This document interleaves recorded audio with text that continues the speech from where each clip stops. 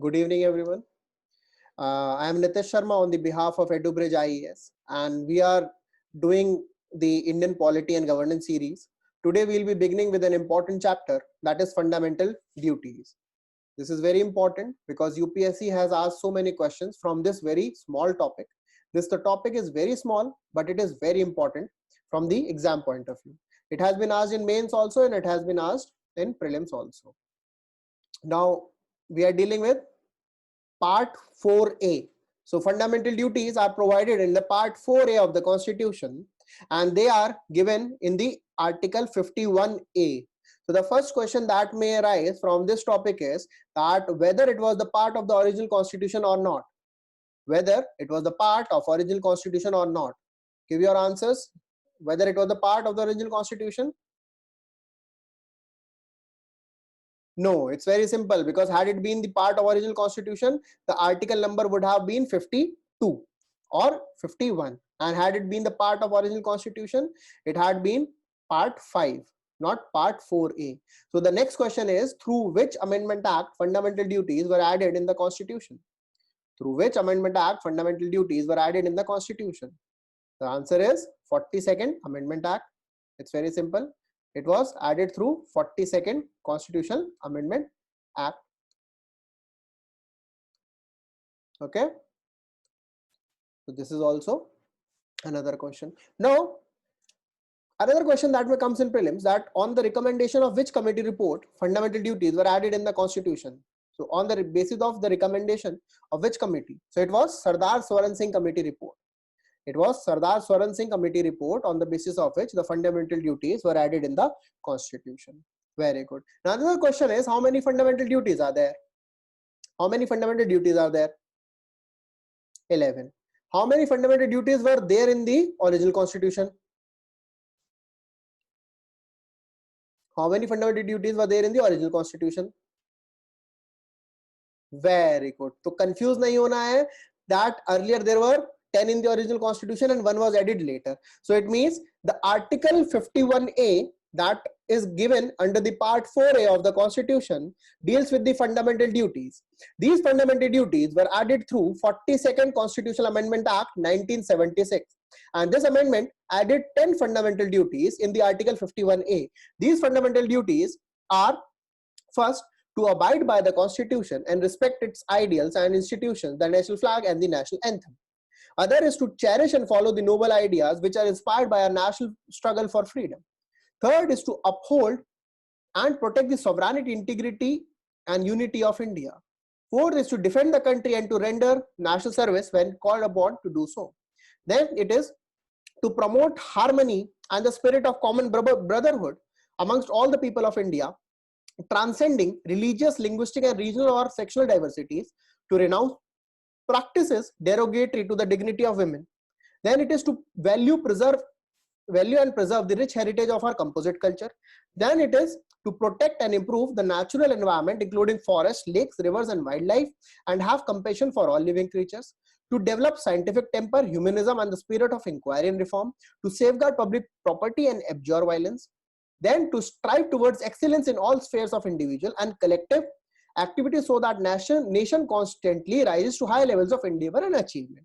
And the last fundamental duty, that is the K, 51A subclause K, says that a person who is a parent or guardian to provide opportunities for education of his child, or as the case may be, ward between the age of 6 and 14 years. As I told you, 42nd Constitutional Amendment Act added 10 fundamental duties. So this 11th one was added later on. So the question is, which Constitutional Amendment Act added this 11th fundamental duty? Very good. 86th Constitutional Amendment Act. Which year? Very good. With 86th Constitutional Amendment Act 2002 added the fundamental duty 51A subclause K. And along with this, what were the other changes that were brought through 86th Constitutional Amendment Act? What were the other changes that were brought through 86th Constitutional Amendment Act? Tell me, other changes? Because this is an important question.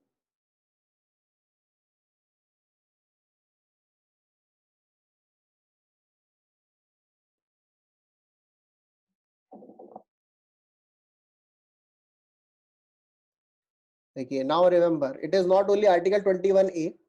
86 Constitutional Amendment Act brought 3 changes. 21A, Article 45 subject matter was changed, and fundamental duty was added. So there were 3 changes through 86 Constitutional Amendment Act. Remember this. So these are the 11 fundamental duties. Now, another question that may come, just tell me whether it is true or false that fundamental duties are only for the citizens of India. True or false? Fundamental duties are only for citizens of India.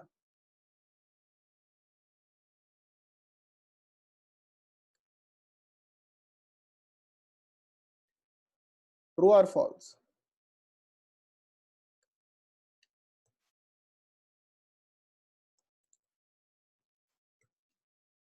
The fundamental duties are only for citizens of India. Okay, remember this.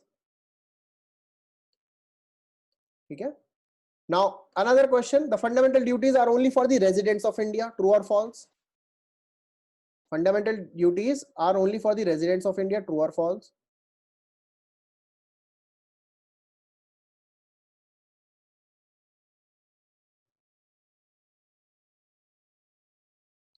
Yes, this is false. It means the citizens who are not the residents, they are also bound by the fundamental duties. Those citizens are also bound by the fundamental duties. Now, another question that may come here, that are these duties enforceable or not? Are these fundamental duties enforceable? It means if someone is not following, for example, if someone is not providing,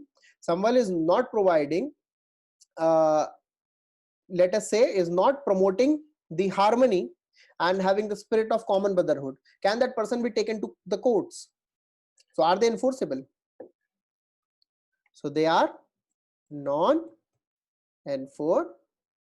So fundamental duties are non-enforceable.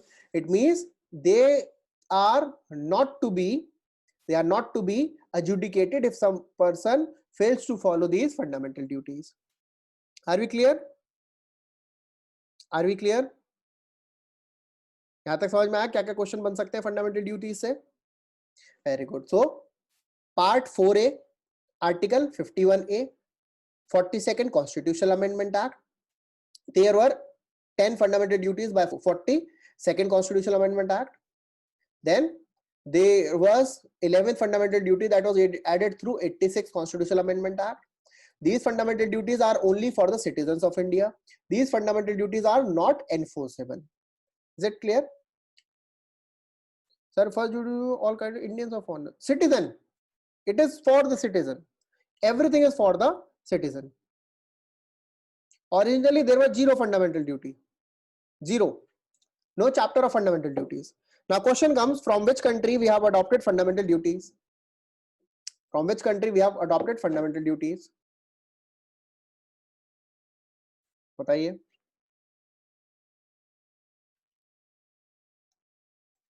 From which country we have adopted fundamental duties? Very good. So it is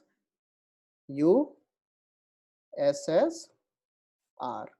From USSR we adopted fundamental duties. Okay, these are the questions that may come in prelims.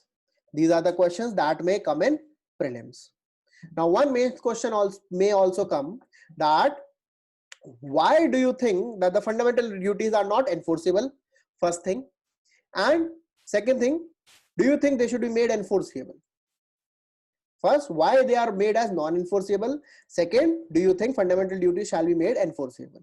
This question may come in mains, that why the fundamental duties by the constitutional amendment was not made enforceable, unlike the fundamental rights which are enforceable. No, none of the fundamental duties are enforceable. None of the fundamental duties are enforceable. That enforceability is of the National Honours Act, not the fundamental duty. National Honours Act is enforceable, not the fundamental duty. Why? Why they are not made as enforceable? Because fundamental duties are vague in nature. Achha. Can we say something that is the part of our constitution that it is vague? Can you write in the paper that something that is there in the Constitution of India is vague. Can we use this word? No. फिर हम क्यों बोल रहे हैं?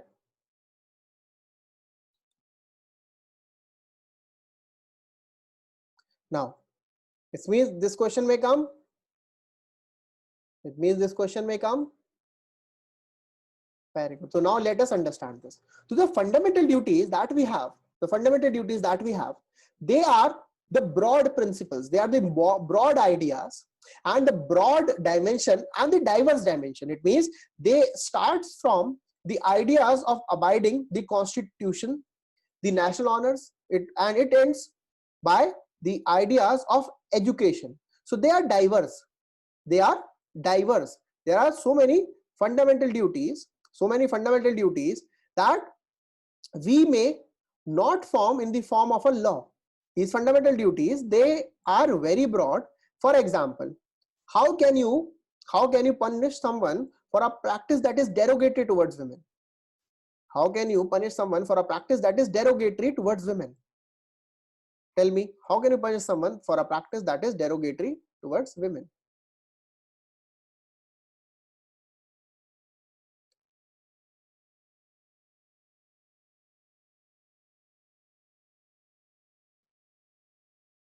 There are guidelines can't be made enforceable. They are not the guidelines for the country's governance. They are the guidelines for the citizens. Be very, very clear. The guidelines for the country's governance are directive principles of state policy, not fundamental duties. The guidelines for the governance is not fundamental duties. It is DPSPs. Now, how can you punish a practice that is derogatory towards women? Because this term is very broad and it is subjective. It is subjective. Is it clear? So the fundamental duties, they are not made enforceable because they are the broad principles.